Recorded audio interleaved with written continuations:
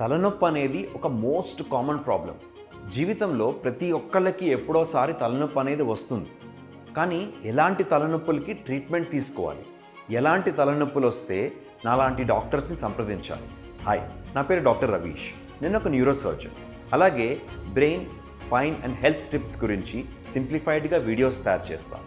మా ఛానల్ని తప్పకుండా ఫాలో చేయండి.